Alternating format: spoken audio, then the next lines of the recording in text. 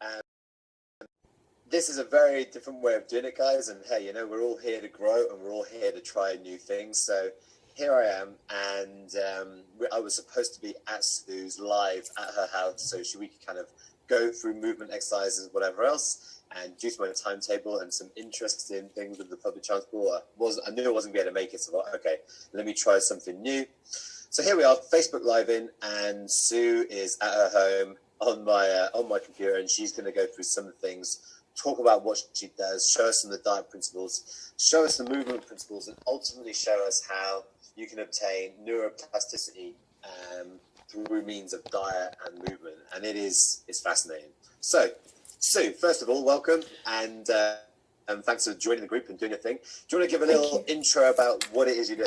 Yes, I'm a neurodevelopment specialist. So for the last nearly 10 years, I've been specialising in rewiring the brain of people with learning issues. So particularly dyslexia, dyspraxia, dyscalculia, Asperger's, autism, ADHD, mutism, and more recently Alzheimer's.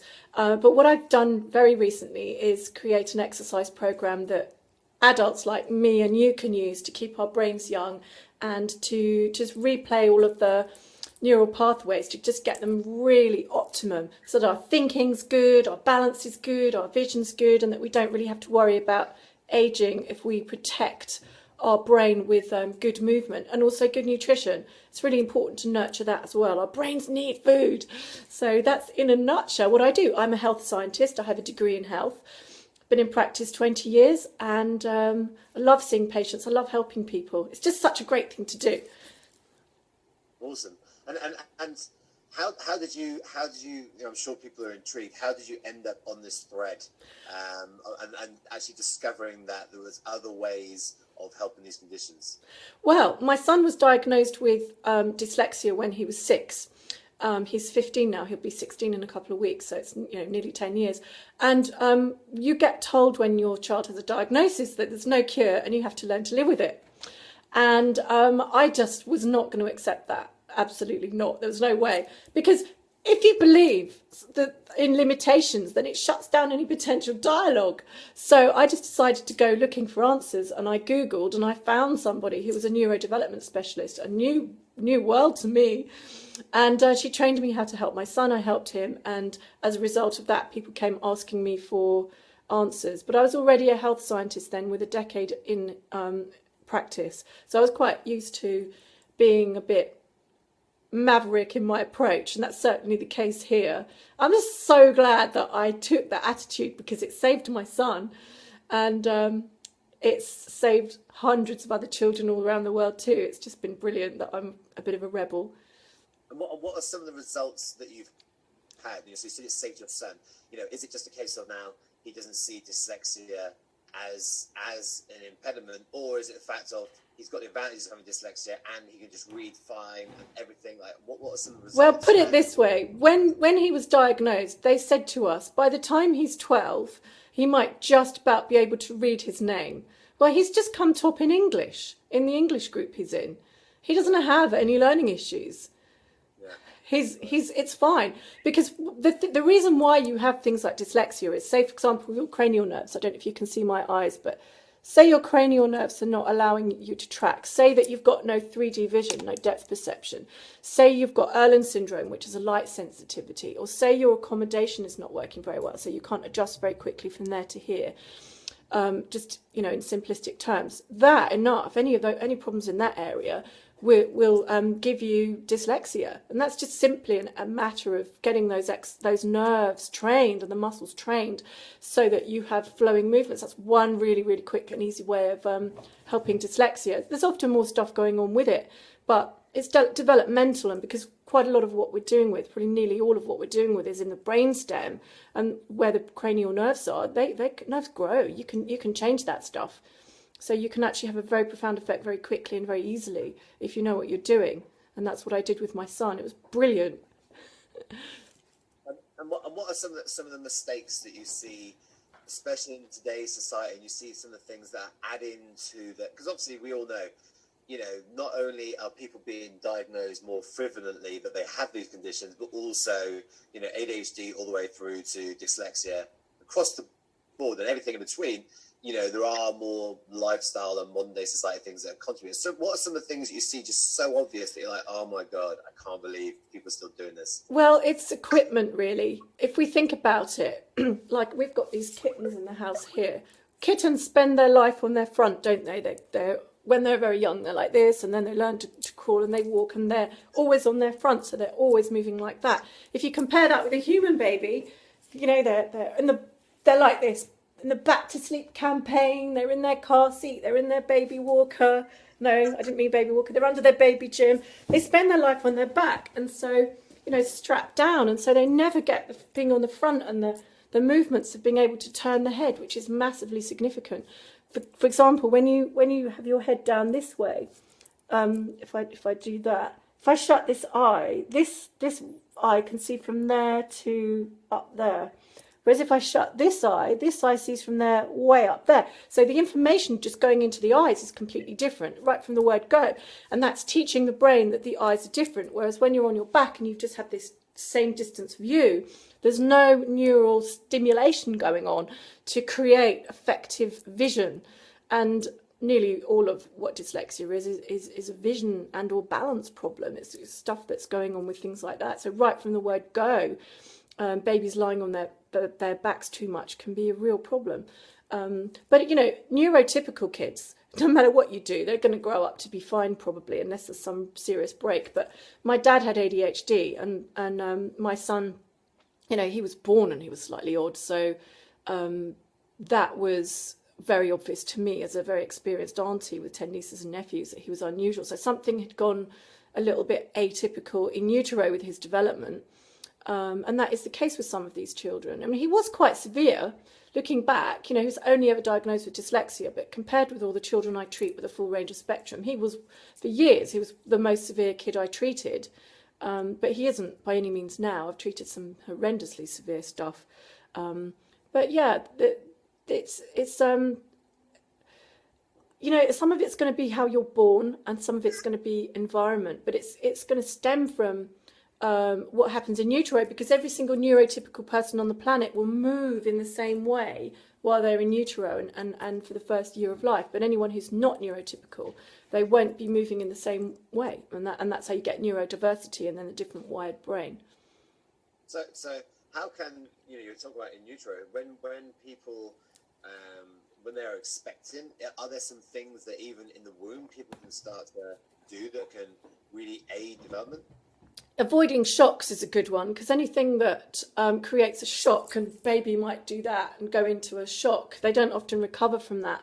So if you do have a shock when you're pregnant, go and see your homeopath and get treated for that shock to let it leave your body.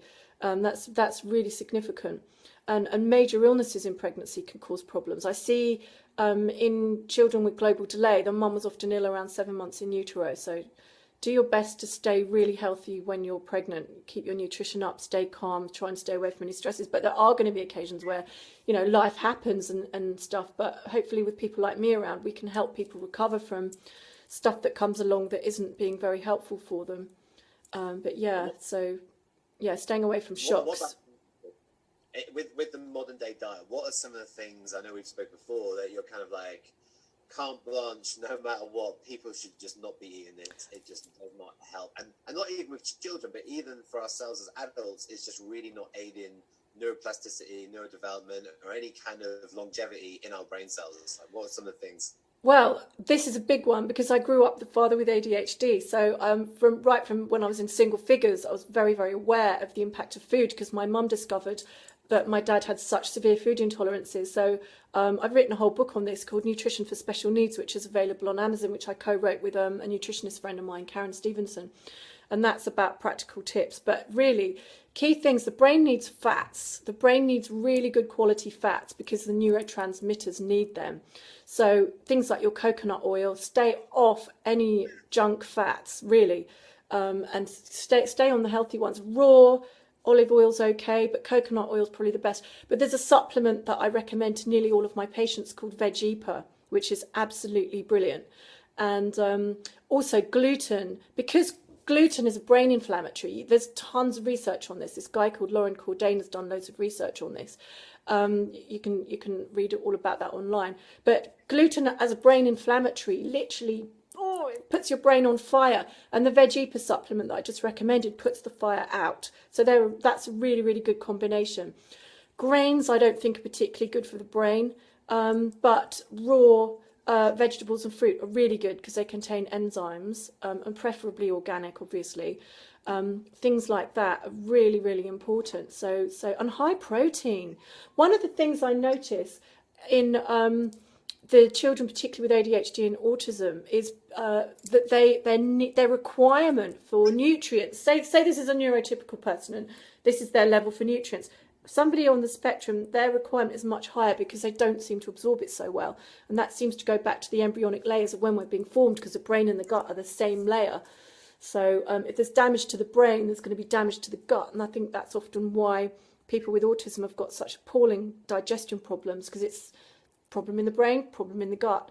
And so, you know, neurodevelopment will contribute towards healing all of that, and really, really good nutrition. But there is a need for massively high nutrients in special needs people, which I notice in my clinic and I notice in the environment around me. Yeah. Did that answer your question? Not particularly. Yeah, so gluten, good oils, good fats, avoiding things that are a real problem for my people are sugar. People, you know, I know that's really controversial, but when I get children in the clinic, the first thing I normally have to do is take them off gluten. The second thing I normally have to do is take them off sugar, because it really does impact them negatively, regardless of what people say.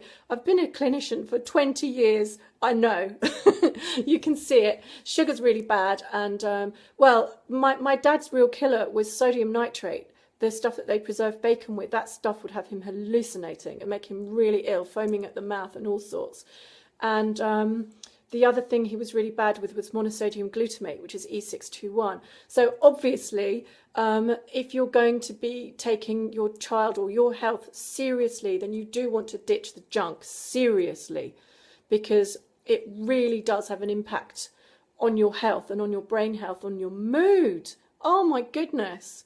Having a wonky blood sugar level for a start, oh God, being hangry, the up, down is really not good. So if you stabilise your blood sugar level, crank up your protein, reduce your carbs a little bit, your grains, and yeah, that works for me really well anyway, and I'm really sensitive.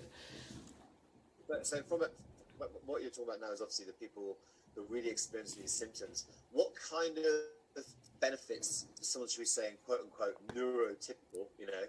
I'm sure not anyone's really typical, but neurotypically, someone who's not really suffering with any kind of diagnosed condition, if they were to omit gluten, omit sugar, you know, increase the healthy fats, what, you know, and maybe what also I've been asked, what was that supplement called again, Sue? Vegepa, Vegepa. You can get it online really cheap. It's a really accessible supplement, but there've been whole books written on it, and I did a book review on it, so, and I've been using it for 10 years. I know it's good. Yeah, that's very awesome. Really good. What are kind of the benefits from a neuroplasticity, neurodevelopment, brain longevity? You know, are we talking like improved memory, focus? Like, what are some of the things that you've seen in people, even just who are more neurotypical? Have you seen significant jumps in their own kind of success and overall just navigation of, you know, the world, right? Yeah, absolutely. Well, before I was doing neurodevelopment, in the 10 years before that, when I was being primarily a homeopath, it's funny what you attract into your clinic. I used to attract grief, so people who were grieving, and people with skin problems. And so many of the people who arrived at my door with skin problems, there's a saying, which is teeth, tried everything else, try homeopathy. They would arrive, they'd been to see all the specialists, they'd been to see the doctor, and I remember one woman came in and her foot, all her toenails literally oozing pus, and she'd been everywhere. And I analysed it back to an egg allergy in her diet. So we took eggs out and her skin healed up. Other people, there was another young man who came in, I think he was about 20, he'd got these red wheals all over his body. And that turned out to be a citric acid problem from tomatoes. But I got very good at working out what was wrong with people's food and what was triggering them. But generally speaking, when you take a neurotypical person off gluten, all of their gut problems go. So many people have got gut problems. You know, they might have constipation, they might have diarrhea, they might have chronic stuff going on like irritable bowel syndrome. You take them off the gluten and they suddenly go, well, my arthritis is gone and I feel happier and my blood sugar is more stable. So even people who are telling me that food isn't an issue, I can really tell, you know, 20 years experience and more from working with my dad. I can usually tell pretty easily and what the problem is. You know, you can see a milk allergy. People tend to have a horizontal crease across their nose because it makes mucus and they're always going, and then they get this crease. And people who've got dark under their eyes, that's a real kidney problem. So you can see when, if they're not on medication, because obviously if people are processing medication, they often have dark under their eyes. Or if they have swelling, that's a real kidney problem. You can really see it in people's face. That's just referring to oriental facial diagnosis for that. But yeah, so you get very good at picking up on physical cues from people about what foods might be a problem. And usually it's the grains and the sugars. That's assuming they're not taking any rubbish into their body. Because if they're taking rubbish in, you know, certain dodgy things like E621, monosodium glutamate, then yeah, those things do cause a problem. But one of the really hard things is actually persuading somebody that that is the issue. I don't bother anymore. I just, you know, people want to ask me, they can, but I won't volunteer information because people are quite happy in their problems quite a lot of the time. Let's talk about movement then, so I really think in terms of what you do, you know, your movement protocol really is pioneering. Yes. Anyone else doing it. So can you kind of give a bit of the background, how you struck upon this, some of the kind of principles, and then maybe even, you know, if you're cool with that, showing us some demonstrations of some movements or something that people might be, you know, 2 or 3 movements people can start using in the day-to-day life that, you know, can start to build in some foundational improvements in their kind of brain cells from doing those. Yeah, absolutely. So the brain learns through movement. When we are in utero and we're 1 or 2 cells, and then we start doubling and becoming, you know, and then growing into a baby, the brain is only forming because of feedback from the body. So the body moves, and the body moves. And in those very early stages, the movements of the body are divided about the midline. So the movements that take place are up, down. If you can see I'm wearing leather trousers, you can see my shiny knee there. So it's, if you can imagine I'm doing this both sides, it's like up, down, or down, up, or crossing with the arms and the legs, things like that. But things that divide the body at the midline, those are the really, really most primitive movements. And they are really where we get the name from for core, because those major movements will really make the core strong in your body with the up, down. And that's what forms the nerve pathways you need in the brain. And then as the baby becomes a little bit older and a bit more sophisticated, what happens is we start to get lateral movement. Can you see there? A foot and a hand. So what you can see me, lateral movement, you know, whether it's both sides. And then when it gets really sophisticated, it becomes different on either side. Or it might become all up. So you might get an arm and a leg up on one side and then an arm and a leg up on the other, for example. And all of these movements input. So when you're moving the arm and leg on one side, it's feeding information into this side of the brain. And when you're moving from this side, it's feeding movement into this side of the brain. And that's what develops the connection between the hemispheres, which is called the corpus callosum. So these movements that a neurotypical person would naturally do are what we copy in my clinic. And it's also what we've used in the core exercise program. And you know what? It's so much fun because you're using your entire body. You know, I've done so many exercise classes and so much exercise in the past, and it's really hard, you know, because you do 20 minutes of stomach exercises and it's hell. Whereas with this, because you're moving your entire body all the time, nothing's getting tired. And you're integrating your whole body movements. And so it makes you feel good. The buzz you get from whole body movements and movements that you haven't done since you were a child. Oh my goodness, it just makes you feel so good. It's a real, and you just feel great on it. It's like really powering you up. And it's really fun. It's incredibly liberating. And the thing is, I'm pretty fit because I've been, you know, using this a long time, and I work out in the clinic when I'm with patients. And it's, you know, when you're working on your stomach muscles all day, and for example, I'm quite fit, and I don't necessarily, because I'm not thin. I think I can think, oh, I'm not that fit. But for example, on Saturday, I had a double marathon runner in my class, and she found it quite difficult. Obviously, I was doing it at a more athletic level because I had other athletes exclusively in the class on Saturday.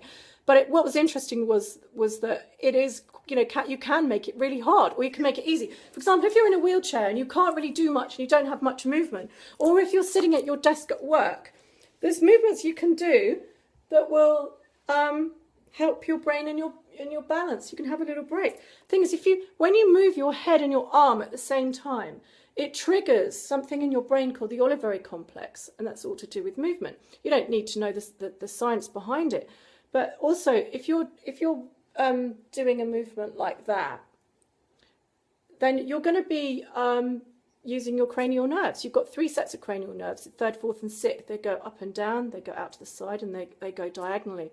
You've got to keep those strong. The reason we're doing this is because we don't want to get old and fall over and break our hip. So if we can keep all of our balance still connected to our vision, which is a really big problem, with the brain, actually, let me backtrack slightly. Let's just say I've built this huge bicep here, and I've been working out, and my bicep is really big. What happens is, if we don't use that, it goes, doesn't it? We all know that. Well, the same happens in the brain. So while we're busy and we're doing, our vision and our balance are connected, and that's all working really well. But if we say we're to lie down for a few weeks due to severe illness, or when we get old and we just sit in our chair, anything that the brain isn't using, because the brain is economic, the brain will cull, and there it is, gone. And that's why when you get old, you might walk across the room and your balance is gone, and you fall over and you break your hip. And you break your hip because your bones are weak because you're not using them, and you fall over because your vision and your balance are no longer connected. So one of the major purposes of this core is to keep your vision and your balance working optimally. So all of your cranial nerves are working, and also so that your bones and your muscles are staying strong. So that's why it's anti-aging. So sitting at your desk, if you wanted to pull your arms in like this and then do a splat like that, that would be good for you to do. And you might look down at your desk at the start, look at the ceiling at your finish, and that will help your 3rd cranial nerve. And then you might want to go out to the side looking at your hands, and that will help your 3rd and 6th cranial nerves. And if you really want to go for it, do a bit of diagonals and follow it up, and that will help your 3rd and 4th cranial nerve. And if you're sitting at your desk, you could also move your feet out. I've moved mine up, but you get the idea. You can move them out. Things like that. So there's just some little things you can do if you haven't got much time. But even a few minutes a day of exercise is important to keep everything working. I've had a few questions come in. Okay, fire away. Is things like yoga. Yeah. Do they serve, or are they missing some elements that you're adding in? And are there any kind of movement? If you went to a dance class, a Zumba class, are you kind of going to get everything you need? No. Or is it kind of... No, you won't get everything you need. You'll get a lot. The thing is, what makes what I'm doing different is that this is knowledgeable. And so the movements we're doing are tailored to specifically work on various parts of the brain. Plus, we have a whole section of 5 to 10 minutes on eye exercises, which are really, really key to keep everything working optimally. We've also got exercises for astigmatism, and then we also do specific eye relaxations. The eyes are massively important in your brain health and in your anti-aging. So, for example, we do a couple of yoga poses in core. We might do dog head up and dog head down, up dog, down dog. Up dog, down dog. The thing is, we are using that because we're adapting that as a reflex inhibition exercise. Because a lot of what we're doing are reflex inhibition. So like the Moro reflex is like that. I'm using all my arms and legs there. But we know it's tailored for the brain. So yeah, yoga will do a lot for you, but it's not tailored. You're not doing specific eye exercises in with the movements. Your head can be static. You can be looking at your instructor all the time. But what we're doing are absolutely tailored to keep all of this working optimally. I mean, all exercise is good. Dancing is particularly good for your brain. All of that moving and spinning, it's really good. But the cutting edge that we've got is that it's absolutely tailored to maintain the youngest possible brain you can get. Look who's come to visit me. For example, with people who've got children, are there some things we can instill? Actually, I'm not people. I've got a child, so for example, yeah. Are there things that I can, instill in her to maintain some of her natural instincts as she grows older? Yeah, keep her exercising. Absolutely, keep her exercising so that she's, her brain is moving. Any and all exercise is beneficial. And not only that, it's an antidepressant. It's really important to move because it's so good for your mood. If you just Google exercise and depression, it's brilliant for your mood. But a little girl, I know that your girl's quite young, isn't she? So dancing, anything like that, it's brilliant. It's absolutely phenomenal for the brain, all of that. So absolutely. Awesome. And for the people, because I know there's some people in this group who, they categorize themselves as in some of those kind of major diagnoses that you've talked about, everything from autism to ADHD, dyslexia, whatever. Yeah. What are some of the things, other than getting in touch yourself, what are some of the things you would say to them just to kind of, appease what they've been told so far, because, you haven't really talked about it yet, but, what is kind of like your success rate in everyone that kind of comes to you with these conditions? Does everyone get 100% kind of, what's the word? Better? No, yeah, better. No, they don't. I think for the first couple of years of practicing, my results were pretty much 100%. It was absolutely incredible, treating all sorts of things. But over the course of nearly 10 years, no, I have had failures. I have had a few people who've not benefited particularly, and I've had people who haven't had dramatic improvements, but the majority have. And that's really what's kept me going. It's the knowledge that what I do is massively beneficial. But, one man's meat and all that, there is never going to be a panacea that's good for everybody. And also, if somebody's not prepared to do the exercises, they're not going to get better. You have to do it. And I've had a few who just refuse to do it or can't do it, or maybe I was the wrong practitioner. But if I think I'm the wrong practitioner, I normally refer. So I've got an autism specialist and I've got an ADHD specialist, or if they're too far away, although people have come from Australia and Saudi and France to see me, and Scotland, as well as Essex. So, people do come a long way to see me, and the results generally are pretty good. But no, it's not 100% anymore. It was for a long time. Where can people find out more about what it is you're doing? I know you've got the movement course coming out soon, all that kind of stuff. Where can people find out more? Well, my neurodevelopment website is called Brainbuzzz, and that's one word, three Zs, BrainBuzzz.co.uk. So you can see hundreds of videos, well, not hundreds, quite a lot of videos of me on there, interviews and all sorts, and read articles about things. I've also got a blog which goes back 8 years. I'll give you a link to that because it's quite hard to find. And then there's my new website, which is core-cr.co.uk, and that's currently a landing page. But if you want to friend me on Facebook, send me a request. If you want to find out anything else, I've got my YouTube channel, which is Child Brain Whisperer.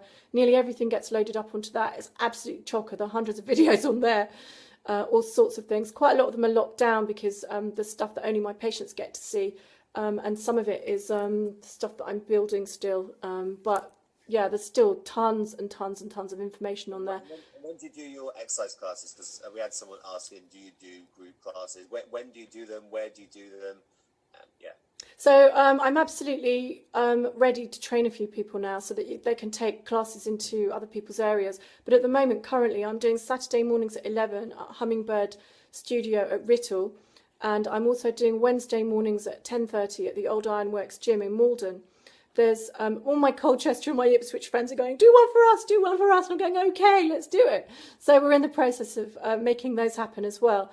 We've got our instructor event tomorrow, and there's going to be people coming along to that who want to train. So they'll be spreading the classes into their own areas. So if you really want to train, or you want something going on in your area, ask. Plus, I'm going to be doing a DVD from an exercise class that we filmed. That's going to be coming out soon-ish. But my son, my 12-year-old, is the most amazing little film director, and he's editing it for me. he's done a few others for me as well. He just blows my mind with what he's capable of, and he's going to do that for me, little bless. And post the link for that, because I know some people, you know, already do their own group classes, whatever else, and may want to get involved with this. I know some people already commented they're already involved with, you know, people with dyslexia all the way to autism and whatever else. So can you post some links below just where people can, you know, check out and get involved with the training and kind of spreading the message? And do you want to just give the story as well, because, you know, something you haven't touched on, where you originally got these exercises from? Well, cool, when my son was diagnosed with dyslexia, and I was told there's no cure, I spent 3 days on Google. I was just looking for answers. I wanted him better, and I wasn't going to compromise on that. And after 3 days, I managed to find a website of somebody in Oregon who had just got loads of scientific articles on the brain, and she was called Svea Gold. And she turned out to be an 82-year-old German Jew who'd escaped Hitler when she was 14. And she said to me, Sue, I'm German, homeopathy's German. I'm going to teach you how to do neurodevelopment because I'm a big fan of homeopathy. So she taught me neurodevelopment initially just to help my son. And then as other people started wanting it, she was just literally coached me for 5 years in neurodevelopment. And she was probably one of the world's leading neurodevelopmentalists. So, and I had her teaching me for 5 years. And by the time she died, which is about, well, nearly 5 years ago, I had already treated hundreds of kids by then, so I'd become pretty experienced with her, you know, support and what I'd learned clinically. And that's how I learned the exercises. But there's one set of exercises I use that apparently only I'm using. So we've really tried hard to find anyone else in the world using them, and we can't. So one of the sets of exercises I've got is exclusive to us, which is very cool. And they're the really primitive things. Awesome. Does that answer your question? It does, yeah, it's awesome. Sue, thank you for your time, and thank you guys for commenting and watching and interacting. If you've got any more questions, please just reach out to Sue. Oh yeah, of course, yeah.